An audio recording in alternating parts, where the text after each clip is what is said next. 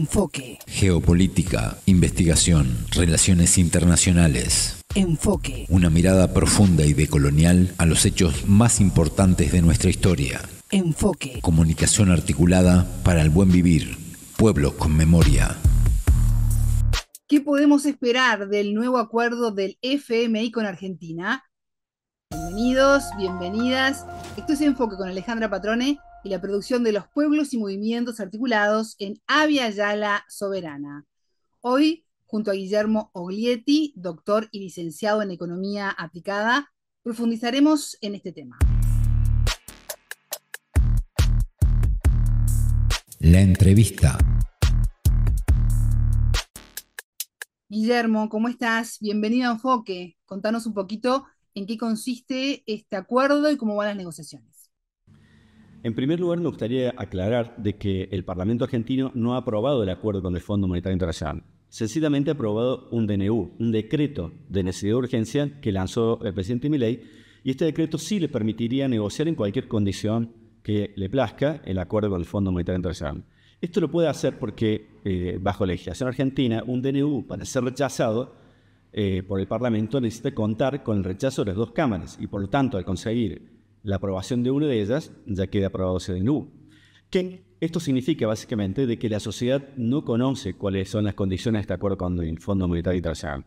No lo conoce porque no se ha debatido en el Parlamento, que no se ha visto involucrado en el tema, sino que se ha saltado, digamos, con este déficit de legitimidad, se ha saltado el procedimiento para poder hacerlo a oscuras y con poca transparencia frente a la sociedad. Así que lo que conocemos del DNU son básicamente, lo que conocemos del acuerdo con el fondo son básicamente especulaciones. Una de ellas tiene que ver con el monto. La magnitud sería alrededor de 20.000, entre 10 y 20.000 millones de dólares, una cifra que definirá el directorio del fondo a la brevedad. La variable más importante es que, al parecer, los trascendidos indican de que el fondo está pidiendo que el tipo de cambio, el régimen cambiario, se modifique. Y en lugar de haber un tipo de cambio con crawling peg, es decir, con una devaluación mensual del 1%, como es actualmente, está pidiendo que fluctúe libremente dentro de una banda que establece un valor mínimo y un valor máximo para ese tipo de cambio. El valor mínimo sería de alrededor de 1.300 pesos y el valor máximo podría fluctuar alrededor de 1.600 o 1.700. Pero de nuevo, son todas especulaciones. En cualquiera de los casos, esto significa una devaluación. Guillermo, el ministro de Economía, Luis Caputo, confirmó que el monto del financiamiento adicional lo iba a definir en los próximos meses. Sin embargo, anteriormente ya había señalado que los términos y condiciones ya estaban fijados. ¿Qué podemos esperar de esta contradicción, por llamarla de alguna manera, y cuánto se van a conocer los términos reales de este acuerdo? Es cierto de que hubo algunas dificultades de comunicación en el gobierno. El ministro Caputo primero afirmó de que el acuerdo estaba prácticamente cerrado, que solamente faltaba la guinda del postre, pero en realidad luego estas versiones se desmintieron porque al parecer hay debates internos dentro del gobierno y con el fondo sobre cuál debería ser el régimen cambiario. Esa es la principal variable porque una devaluación, que es lo que implicaría el régimen de flotación, le traería muchos problemas de legitimidad política al gobierno, que ha hecho su base fuerte en el ataque a la inflación a través de este mecanismo, digamos, de controlar el tipo de cambio y tenerlo en valores muy bajos. Por lo tanto, esto ha metido mucho ruido en los mercados y ha sido un problema, básicamente porque esta expectativa de devaluación ha presionado que muchos inversores externos o inversores locales desarmaran sus posiciones en pesos y comenzaran a pasarse a dólares. Esto ha explicado, por ejemplo, la fuga, los retiros de las vetas de divisas de parte del Banco Central, la pérdida de reservas de la semana pasada. Este acuerdo, al parecer, estas incógnitas sobre cómo va a ser el acuerdo se definiría dentro de los próximos 15 días, cuando se espera que el director del fondo ya apruebe la versión definitiva del acuerdo. Guillermo, el gobierno asegura que este dinero será utilizado para seguir normalizando el mercado cambiario, reforzar las reservas del Banco Central, pagar los vencimientos de capital del Fondo Monetario Internacional, esto en los próximos años, claro está. ¿Qué consecuencias tiene para el país seguir atado al Fondo Monetario Internacional? Bueno, las consecuencias, hay que remitirse a la historia para entender cuáles son las consecuencias de los acuerdos con el fondo. El fondo es un acreedor duro. No cumplir con el fondo es quedar aislado del mercado financiero internacional y de la peor manera. Por otro lado, la experiencia histórica nos muestra que nunca nos ha ido bien ni a las empresas ni a la sociedad, porque las políticas de ajuste que promueve el fondo siempre reducen los beneficios de las empresas y los salarios de los trabajadores y los ingresos de los trabajadores pasivos, sobre todo estos últimos. Y entonces, cada vez que tenemos un acuerdo con el fondo y tenemos que aceptar sus condicionalidades, estamos sumidos en un ciclo de ajuste recesivo, porque el ajuste produce recesión, y la recesión disminuye la recaudación tributaria y por lo tanto es necesario más ajuste para poder cumplir con estas metas del fondo. Es decir, que habitualmente no hay en la política del fondo políticas que vayan hacia adelante, que salgan por delante, que salgan aumentando la producción y las exportaciones, sino que por el contrario se trata de generar una recesión, porque esa recesión permite a la Argentina reducir las importaciones y así liberar dólares para poder pagar la institución. Recordemos que una de las funciones del fondo, que es un club de acreedores internacional, es recuperar lo que le han prestado a los países deudores. Guillermo, ¿y cómo analizás el anuncio que realizó el mayor banco de Estados Unidos, el JP Morgan, pronosticando una fuerte recuperación de la economía argentina para este año 2025, con una sólida mejoría en forma de V, tras este acuerdo, ¿no?, con el fondo? Bueno, sobre el estilo de recuperación se ha hablado desde el inicio del gobierno de Milei, augurando siempre una gran recuperación económica una vez que pase el grueso de la crisis. Se ha hablado de una recuperación en V, una recuperación en W, es decir, un serrucho. A mi criterio, lo más probable es que empecemos a observar una especie de estancamiento. Digamos, es muy difícil con este modelo donde los salarios reales no crecen y los únicos impulsos que existen, los impulsos, digamos, impulsos productivos que existen en la sociedad provienen de algunos pocos sectores extractivos, básicamente la minería de litio y de los combustibles. Digamos, es muy difícil que esas economías de enclave empujen a la economía hacia adelante. Recordemos que con este tipo de cambio tan atrasado, la inversión prácticamente ha desaparecido en Argentina porque es mucho más costoso invertir ahora de lo que era en años normales como el 2022. Y por lo tanto, muchos inversores sencillamente deciden postergar las inversiones a la espera de una corrección en el tipo de cambio. Algunos sectores de Argentina que tradicionalmente han sido muy rentables, gracias a la productividad, por ejemplo, de la pampa húmeda, de nuestro suelo fértil, empiezan a tener dificultades hoy y empezamos a ver grandes quiebras empresarias, incluso en este sector que ha sido siempre un sector muy productivo de Argentina. Estamos, digamos, replicando lo que sucedió en los 90, que hasta el agro empezó a tener grandes problemas, excepto algunas zonas muy rentables de la pampa húmeda, del núcleo de la pampa. Guillermo, ¿y cómo evaluás la política económica del gobierno de Javier Milei en lo que lleva de su mandato? El esquema de Javier Milei es algo parecido a la convertibilidad de los 90. Básicamente la convertibilidad de los 90 era un tipo de cambio fijo, 1 a 1, un ratio 1 a 1 con el dólar. Ahora ese ratio no es fijo, sino que cambia a razón del 1% mensual ahora, hace 2 meses era del 2% mensual. El tipo de cambio se devaluaba un 2% y ahora un 1% mensual. ¿Qué consiste ese esquema? Básicamente que Milei ha conseguido que el tipo de cambio se permanezca muy estable y muy bajo. Al bajar ese tipo de cambio, ha servido como ancla para que los precios en pesos no se disparen. Este es el grueso de la estrategia de Milei. Básicamente consigue el tipo de cambio muy bajo para frenar la inflación. En primer lugar, hay que mencionar que no ha conseguido frenarla demasiado, porque la inflación no ha podido bajar del piso del 2%. Recordemos que esto es casi el doble o más de la inflación que estaba vigente el último año de gobierno de Cristina Fernández de Kirchner. Así que no es una inflación baja, pero por supuesto que es más baja que la que experimentaba el gobierno de Alberto Fernández y también de la que generó Javier Milei en los 3-4 primeros meses de su gobierno, con inflaciones por encima del 25%.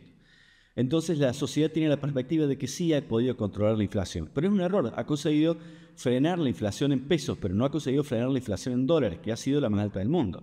La inflación en dólares está por encima del 140%, depende del cálculo, de la fecha de inicio que hagas el cálculo, está en esos valores. Es decir, que eso implica que hoy la Argentina es extremadamente cara. Al ser tan cara frente al resto del mundo, tenemos problemas en la economía real. Y por lo tanto, esta es una economía que está condenada al estancamiento, como decíamos en la respuesta a la pregunta anterior. ¿Por qué condenada al estancamiento? Porque al ser tan cara los bienes de capital, como los inmuebles, las maquinarias, al ser tan caros los bienes de consumo que utilizan las familias en su consumo diario, pues el consumo se ve reducido y las inversiones se ven reducidas. Y por lo tanto, es muy difícil que haya impulsores a la actividad económica en este tipo de demanda. Salvo algunas economías de enclave, como mencionábamos antes, como el petróleo y la minería y quizás el agro, si tiene una buena cosecha y una racha de buenos precios. Pero en definitiva este es un modelo que tiene corta vista porque para que la economía crezca siempre necesita crecer por el lado de la inversión. De alguna forma tiene que traducirse, cualquier impulso tiene que generar crecimiento de la inversión porque si no la economía no crece. Y ahora vemos que no sucede esto, igual que le pasó en los últimos años de la convertibilidad, donde la inversión fue muy escasa, e igual que le pasó a Macri cuando nunca vino la lluvia de inversiones que prometió porque había problemas de tipo de cambio atrasado. Guillermo, ¿y qué podemos esperar para el resto del año en materia de política económica? Bueno, queda claro que cuando el gobierno recurre al Fondo Monetario Internacional, el Fondo Monetario Internacional es un prestamista de última instancia, es el último lugar al que recurre un país cuando ya no puede financiarse con el sector privado. El gobierno de Milei se ha financiado de varias formas para mantener este dólar tan barato, es decir, para regalarle dólares al mercado baratos. Lo que ha hecho es primero recurrir a varias fuentes de financiamiento creativas. Por ejemplo, adelantó pagos de impuestos de años futuros, impuestos a las ganancias en el futuro, lo adelantó, con lo cual aumentó la caja. Luego hizo una amnistía fiscal, con lo cual consiguió recaudar y generar un buen pilote de dólares, digamos, para financiar su necesidad de divisas. Luego le ha pedido dinero al sector privado, que ha venido a invertir a Argentina especulativamente para conseguir tasas de ganancias que triplican o cuatriplican las tasas de ganancias, las tasas de rentabilidad que conseguirían en los países centrales. Y por lo tanto son pingües negocios, pero estos son capitales golondrinas muy riesgosos porque cualquier tormenta o cualquier nubarrón asusta a estas golondrinas y rápidamente huyen despavoridas, generando más problemas de las soluciones que generaron transitoriamente. Entonces, cuando estas herramientas de financiamiento se acaban, que recordemos, son estos financiamientos para conseguir mantener el dólar barato y así estabilizar los precios, porque sirvió el dólar barato como ancla para tirar los precios de las expectativas de precios hacia abajo. Bueno, entonces, cuando se acaba este financiamiento, recurre al Fondo Monetario Internacional, a FMI, que es el prestamista de última instancia. Esto siempre es una mala señal para los mercados, porque significa que ya el país está en grave problema y tiene que recurrir al salvataje del salvador. Es el rescatista en la playa que te salva cuando apenas te quedan 2 o 3 dedos arriba del agua. Y por lo tanto, a mi criterio, lo que estamos viendo es que el gobierno está quedando sin dólares. Si llegan a entrar 20.000 millones de dólares, para mí es una cifra insignificante. ¿Por qué insignificante? Recordemos que Mauricio Macri le pidió 45.000 millones de dólares y no le alcanzó a durar un año esa cantidad de dinero. Luego pidió otros 10.000 millones de dólares más que se lo dieron a Mauricio Macri y aún así no le alcanzó para ganar su segunda candidatura su segunda presentación como candidato a presidente. Por lo tanto, ni siquiera 20.000 millones de dólares son suficientes con este desequilibrio macroeconómico que tiene Argentina, con esta inflación en pesos relativamente alta, pero no tan alta, y una inflación en dólares extraordinariamente alta. Este país más caro del mundo va a tener graves problemas. Y sobre todo tiene problemas si la economía llega a crecer algo. Si en este estancamiento que estamos padeciendo algo no funciona como prevemos y la economía empieza a recuperar porque gracias a la aparición de algún sistema de crédito, gracias a algún sector que impulse una bonanza, digamos, en algún sector exportador, si empieza a crecer, pues agravará los problemas porque la escasez de dólares que va a generar a través de las partidas de importaciones va a agudizar los problemas. Es cierto, Argentina tiene un problema de escasez de dólares porque no tiene capacidades para generar esos dólares y nunca las va a tener si siempre apuesta a un modelo industricida como el que está apostando en la actualidad. Por lo tanto, nuestro pronóstico es que este modelo sencillamente se acaba en la actualidad. Y yo creo que el Fondo Monetario Internacional se acaba en 2025 y el Fondo Monetario Internacional esto es lo que ha visto, que está acabado este modelo y por lo tanto le propone al gobierno cambiar de régimen cambiario y pasar a un sistema de bandas. ¿Qué es lo que sucede con las bandas? Cuando las bandas funcionan en países desarrollados que tienen sistemas monetarios fuertes y monedas relativamente sólidas, con algunas más fuertes como el marco alemán lo era en el medio del euro de la Unión Monetaria Europea, pero en países como el nuestro que tienen monedas débiles, habitualmente rápidamente se van al tope de la banda y obligan al gobierno a deshacerse y vender dólares baratos. Por lo tanto, el sistema de bandas no va a funcionar y va a ser en la práctica una devaluación fuerte. ¿Qué quiero decir con esto? ¿Y por qué digo una devaluación fuerte? hicimos hace muy poco un cálculo y vimos de que para que Argentina tendría que devaluar y aproximadamente llevar el tipo de cambio a 1.700 pesos para estar a paridad de precios con Brasil, por ejemplo, que es nuestro principal socio y a su vez nuestro principal competidor. Si nosotros queremos tener los mismos precios que Brasil, tendríamos que devaluar a 1.700 pesos. Bueno, el problema de ese tipo de cambio, 1.700, que sería el tope de la banda que fijaría el Fondo Monetario Internacional, es que impactaría de lleno sobre los precios y se aceleraría la inflación. Y recordemos que la inflación fue el principal baluarte que le permitió a Milei, la principal promesa que le permitió a Milei ganar las elecciones. Si esto sucede, si aparece la inflación de nuevo, la sociedad me parece que va a pensar de que Milei era más de lo mismo y se va a desencantar con sus promesas, y esto le va a traer serios problemas políticos, digamos, de legitimidad. Nos ha mentido, básicamente va a pensar la sociedad, y creo que va a proponer cambios rápidos.